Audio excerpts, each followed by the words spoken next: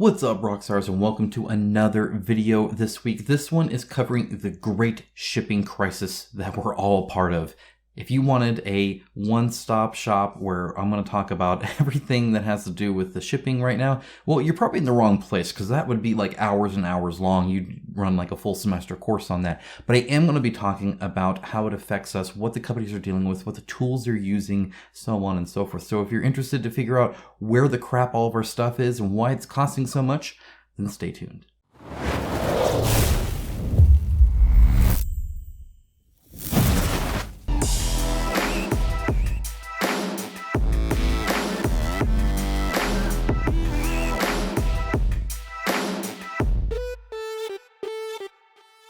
Thank you to my channel sponsor, Into the AM. As a company that believes hard work and a great product is a proper way to conduct business, I am delighted to have them as part of the channel. They have some of the coolest graphic t-shirts around and an absolute best fit and feel that has continually exceeded my expectations. With new shirts arriving all the time and other products like boxers, hats, and even a monthly shirt club, I wholeheartedly recommend them to you. Check out the link in my description of this video for an exclusive 10% off everything they sell. As always, a huge shout out to my patrons and YouTube members. It is through their financial support that this channel is possible. If you appreciate the videos that I do every single week for you guys and my ability to cover the subjects I want and the companies I want and the ways I want to do it, well, there is a link down below to that, and your support greatly helps that, so thank you so much. There are some cool benefits, of course. There's a hop in Discord. There's exclusive videos every single week for them. There's going to be a giveaway here soon where I'm going to be giving back to those that give so much to me, and a lot more. So again, if you're interested in that, there is a link down below. And with that out of the way, let's just go ahead and jump right into things. Now, I love this. I love the fact that they did this on Chronicles of Drunagar. This is Age of Darkness Apocalypse. Big success story for them, except now they're having to post updates like this. And it's just so funny because I really wanted to start the conversation with this image. I'm not even going to dive into it too much because I already have before in a previous video. And I have other examples I'm going to be doing that kind of tell the same story. Suffice it to say, shipping's really expensive, and the tools that people are using aren't always the best tools, especially in the back end. So if you step out of the like customer side of things, right, where it's I bought a product, I just want a product, I don't give a crap what your issues are, right? A lot of these companies, especially GameFound, are growing rapidly, right? The Kickstarter boom is just exploding. And with that comes more regulation, comes more odd situations and unique situations as more games use these tools and stuff like that. GameFound, especially as it's grown both now as a crowdfunding source and as a pledge manager. So if you didn't know, Chronicles of Drunagar did an easy pay thing, which has never been done before, and that's been a mess. And because literally they're working with the GameFound to be able to even do this, make it possible. GameFound requires that you have dimensions and weights when you first open the pledge manager, so you can't just like, wait to charge shipping later unless you're a project that launched on here. But even then, the traditional way is just to kind of do it at the time that you launch it. And in fact, the industry at large has been doing that, where you launch the Kickstarter pledge manager, and then with that, you start charging shipping right away. We're going to wrap that up towards the very end, but just keep that in mind. So suffice it to say, very expensive prices in a back-end tool system that's not exactly the best. Now, this is going to further explain those prices a little bit. I shared this before. This is from Gray Fox Games, and they have this nifty little chart here that shows their current phrase cost of $50,000. This is not just for this campaign, it's for all of their outstanding campaigns because they had multiple. And then how much they've raised from donations, and then how much their contribution is. What they don't really show here is, how much did you originally raise from the charging shipping? That's somehow not here. I don't know where that is. It's gone with the wind or whatever.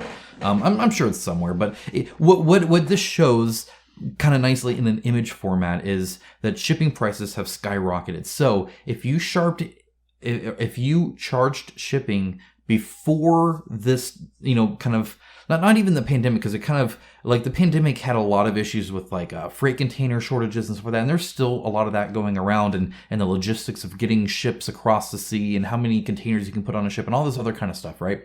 But the price itself has really skyrocketed, like 10x, right? So if you charged before that and now suddenly it's 10x more expensive, Well, crap. Which is why, and I'm going to say this throughout, you should charge shipping when you're ready to lay down the money for the container itself. Like at the time you're ready to, like the same month, ideally, right? It's like you don't want to charge for shipping and then months later try and like use that payment to then actually get a ship chartered and stuff like that. So there's a big issue there, but either way, price has gone up. And so, you know, if you got $20 and then it costs, you know, $200, well, where's the extra 180, right? Either you're going to have to go ask for money, you're going to go ask for donations, you're going to contribute some of it, or you're just going to say, well, that's crap, which happens when you are a small company. Let's look at Antler Games here for a moment.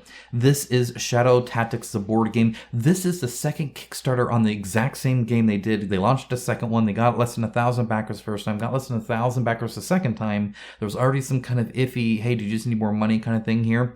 And there's not an update since October 13th, so that's no good. But if we go to the original one, we actually do have an update from a contributor that talks about how there's one director and sole full-time worker at Antler Games. Everybody else is working part-time, just helping out. They used to do stuff, but they don't anymore. It's gone in the crapper. January progress, none. Roadmap, I don't know, right? This is the guy who is a full-time worker at Antler Games. And if you go here, last month, unfortunately, even though I keep trying to organize a meeting with Andreas for weeks, I barely reached him. We still don't have an official roadmap. So the guy who's working full-time on this isn't reachable. So, in other words, people are probably not going to be getting Shadow Tactics, which is a huge bummer. I know at least one of my patrons is actually involved with that too. Well, not involved, like wanted the game. And cool video game it's based off of too, but I guess not all IP games work out. The problem here is that, again, anytime like this great inflation, because it wasn't just shipping, it was manufacturing, there was shortages in paper supplies and stuff like that. Like, I just went out and ate at a restaurant today, and they were like, we have almost no straws. So we got little to-go drinks, but they were like, use your same straws. We've been there before where they didn't have straws. Like, the random things are out. You guys know how it is, right? So that's...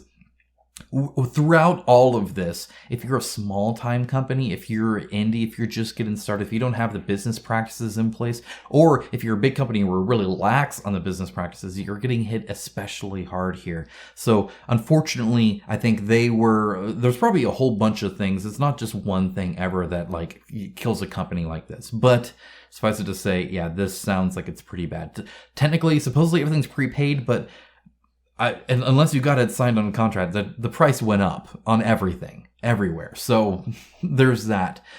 So small companies definitely got hit hard. Blacklist Games here.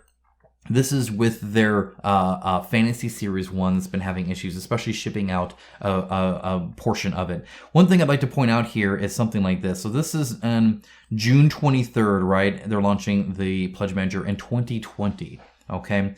And then they say here... I think in the next one here, yes, exactly. They're actually extending it to August. So it was going to be before, but they've actually extended it out to August. I think they actually said here when it was going to be. I thought it was going to be March that they were going to close it. Either way, they extended it to August. So it was open from June to August of 2020. And then... on January 6, 2021, they started shipping things out. So there's a multi-month pass there, right? In other words, the last time they charged shipping was at least, at the very latest, 11:59 p.m. on August 31st was the last shipping payment they got. So unless they locked something in and then just waited for months, they weren't actually quite ready to ship yet. And so then they finally ship and actually loaded up for a few of the places because they were still like manufacturing and stuff like that. And January 6th, 2021. So months later, that's the problem, right? I told you I'd be talking about this all the time. When if you charge shipping in a market that you're not shipping in, right? So I am in a rental right now. And the reason I'm in a rental is because I bought a house. And I bought a house and prices were ridiculous. If you guys have seen the housing market, pretty much anywhere, it's bad. Idaho was the most moved in state percentage-wise. Like more people, over double the amount of people moved in here than moved out because we had very lax restrictions during COVID. So people who were like under full lockdown couldn't see their parents in the nursing home or eat out or go on a date or something like that. A lot of them just got fed up and moved here.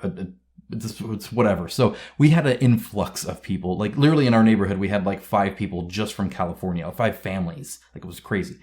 Anyway, so a lot of people moved here. Housing market went up, which means I could sell my house. So, okay, that's cool. I'll buy one and then sell in the same market. Now, I could have tried to wait it out and maybe prices will keep going up and I get to sell at a higher market, or prices could drop and I sell in a market I didn't buy. I wanted to sell in the same market that I bought so that we're even.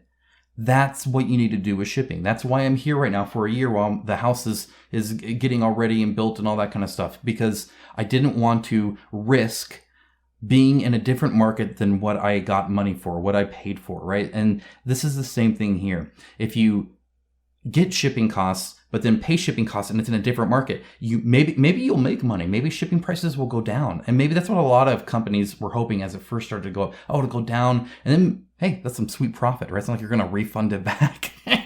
Companies don't do that. But if it goes up, well, now you've screwed the pooch. But maybe you can cover a little bit, right? I mean, like we see here, maybe you can cover $20,000 worth. Like you got a cushion. You've run your business good. You got some cash reserves, right? But then when it goes 10x, there's just no dealing with that. there's no dealing with that. So that's a big problem there is just and for a long time it didn't matter. For a long time it was pretty steady for years. You could launch on Kickstarter, you could do that. And so a lot of this is blindsiding. A lot of this isn't fast, countering. A lot of this is hindsight 2020 on my part. I'm not laying a whole bunch of blame here, though ideally you do kind of charge shipping when you're ready to ship. I've said that for years. You can ask my patrons in Discord.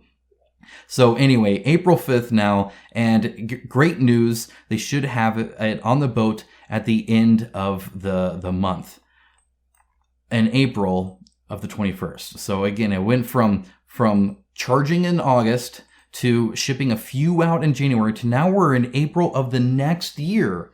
And we're now ready to finally start doing that. So apparently from January to April, it was just months and months, apparently, of trying to get a cargo ship. Now, I know that cargo ships were hard to get, but that's a long delay too. I have a feeling, obviously, that prices were involved with that too. Because you can't say, hey, I got this much of shipping. This is how much I'm willing to pay. Will anybody take this? And nobody's taking it, right? Everybody's taking the higher ticket one, right? They're willing to pay more. I'm not paying for that. Shadows of Brimstone. Same kind of thing. Pledge Manager opened March 4th or I got my invite on March 8th is when I got my invite. And then guess what? Pledge Manager closed September. Okay. So again, for months it was, and they charged shipping. The other problem is if we go here on their campaign page and it loads, oh my gosh, so long. All right. Let's look at some shipping prices here. Let's look at the Warlord level that I got here, right? US $30 to $40. That sounds like old school stuff, right? Not the new school stuff. And sure enough, actually, here's my order with a blurred out address for you guys. Look at that. I paid $33 in shipping. Now, they do a little bit of a good thing where they charge shipping later on for their add-ons. It's annoying to go in there and do it, and I'd rather pay it early, but I understand not paying it early. However, even the core stuff that had this $275 freaking reward thing that they're shipping, right? That everything but this map pack here is the thing that I bought.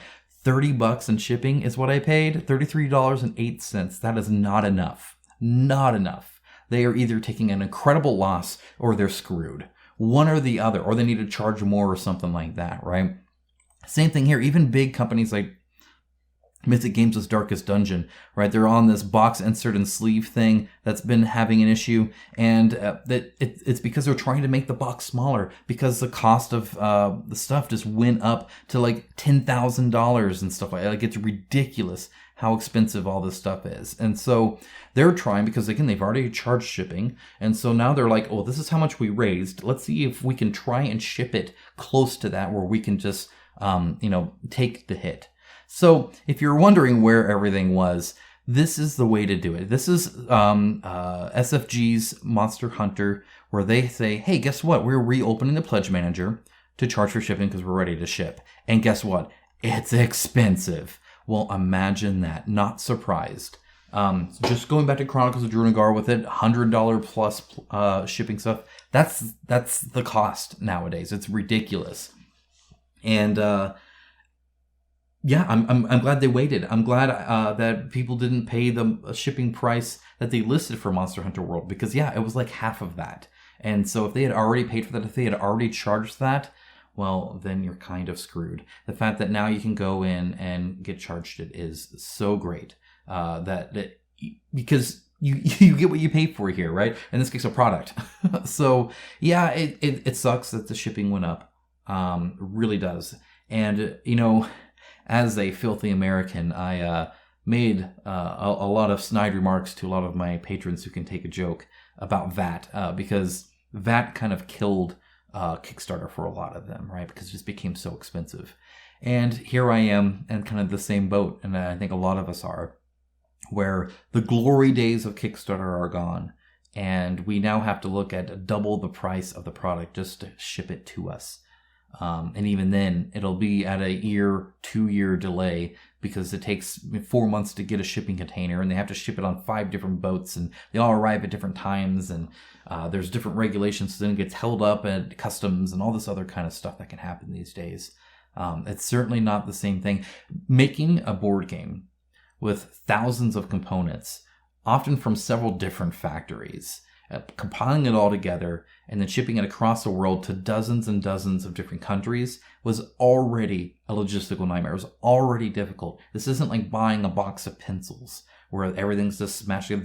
This is a complex product made by most of the people who aren't really business savvy and are just passionate about board games, trying to make these things and ship it to us. It was already a nightmare. So to add all of this to it, it's really unfortunate. It really is. I don't have an answer for it, except that I'm here paying shipping too, and it sucks. It really does. Before this, the highest I'd ever paid was $70 for anything, and I was kind of bummed about the $70. I thought it was ridiculous. Now that I'd be happy to get $70 charged. Can you imagine getting paid only $30? Whew! Oh man, yeah, not gonna happen again ever. The prices go up; they don't go down. So anyway. And let me know if you have any other examples I should look at. Let me know if you have any questions. Let me know if you have any comments. I'd love to hear what you guys have to say about this. Is this the death of Kickstarter board games, crowdfunded board games? Are we not going to see deals like this anymore? How much do you think Marvel Zombies will cost with Galactus in there? I would love to hear your estimates on there. Whoever guesses the best gets a heart from me. I'll heart your comment. Just point out that you were really close to the price. But no, seriously, I would love to hear what you think it'll cost. What do you think it'll cost, seeing all of this, to get an all-in Galactus and everything Marvel Zombies shipped to you? And do you think CMON will be eating some of that shipping prices too? Anyway, that's it. That's all I had. I'm really curious to hear what you guys have to say about all of this. It's a messy situation. It's really, really crappy. I think the best thing we can do is pay for our darn shipping to get our product, I guess. So at least we got it. And then realize what we had to do to get that product when we're back in the next one. All right, guys, that's all I had for today. Take care. Have a wonderful rest of your day. I'll talk to you guys again really soon. Bye, guys.